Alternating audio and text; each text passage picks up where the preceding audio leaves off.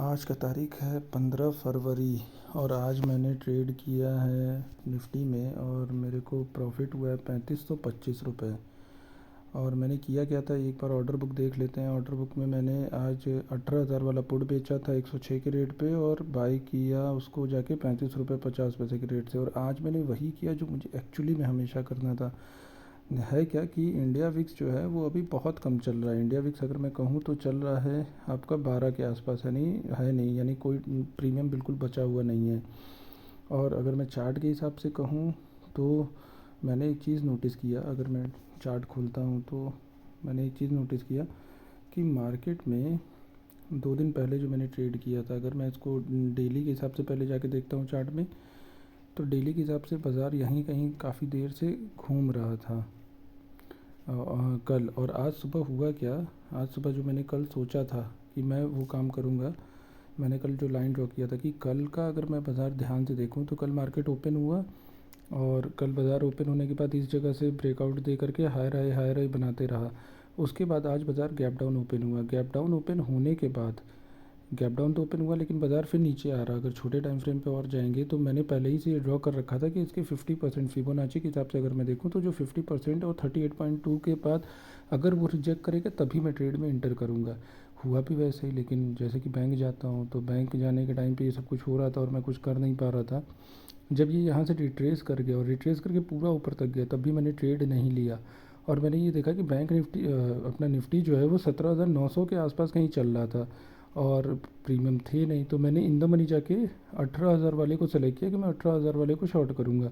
ये सारा कैंडल बन चुका था यहाँ से, ये सारे ऊपर की तरफ कैंडल बन चुके थे, लेकिन दिमाग में यही चीज़ चल रहा था कि जब ये अगर 17,850 से अगर 17,936 यानी लगभग 80-90 पॉइंट जा चुका है तो एक बार वापस से ये अपने 23% को रिजेक्ट करने के लिए आएगा। और अगर मैं इसको ड्रॉ करूँगा तो उसको हटा देता हूँ। और अगर मैं ये देखूँगा कि अगर मैं फीबो डालता हूँ यहाँ से, एक सेकेंड, अगर मैं फीबो डालता हूँ तो दिमाग में ये चल रहा था कि अगर ये लो है तो ये अपनी अगर काफ़ी स्ट्रेंथ है और तेज़ी से बाइंग आई है उस समय तक, वो तो मैं छोड़ दिया था। तो मैं देख रहा था कि अपने 50% के आसपास कहीं आएगा और एग्जैक्टली मैंने वहीं पे अपना ऑर्डर लगा के रखा था। और मेरे को इस कैंडल में ही उसने ऑर्डर दिया है, ये वाला जो रेड कैंडल बना है मुझे ऑर्डर दिया इस कैंडल में, ये रेड कैंडल जो है।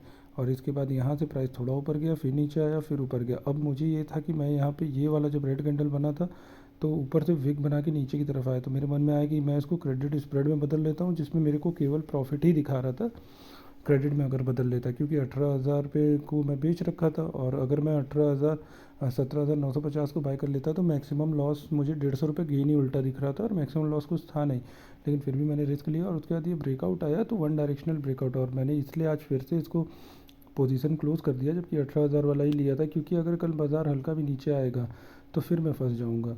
और जैसे लॉस है तो लॉस में पहले प्रॉफिट आने की ज़्यादा ज़रूरत है।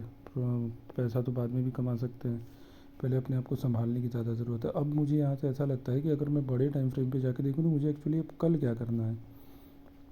तो कल के लिए यही है कि इस रेंज का इसने ब्रेकआउट तो दे दिया है और अच्छा खासा ब्रेकआउट दे दिया है।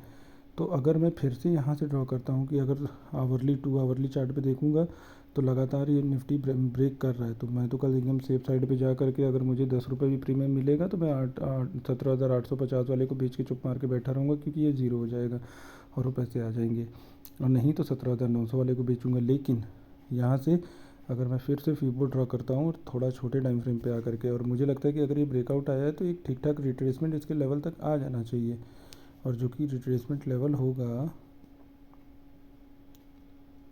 एक सेकेंड, ये हाई इसने यहाँ लगाया है और ये इसका लो है। तो मुझे लगता है कि यहाँ तक अगर इसका देखा जाए तो इसका ये जो रिट्रेसमेंट लेवल है ये एग्जैक्टली 38% के आसपास आ रहा है। तो 17,912 के आसपास अगर आता है तो ठीक है, उस समय फिर मैं पुट बेचूँगा और उस समय शायद 17,850 वाले पुट को मैं बेच सकूँ। तो ऐसा कुछ करूँगा, अब देखता हूँ कल क्या होता है। लेकिन आज मुझे लगता है कि मैंने अपने लाइफ का सबसे बड़ा प्रॉफिट बुक किया है, सबसे बड़ा प्रॉफिट बुक किया ऑप्शंस में, वो एक ही लॉट में सबसे बड़ा प्रॉफिट। ठीक है, देखता हूँ क्या होगा अब आगे। ये ऑर्डर बुक, चलो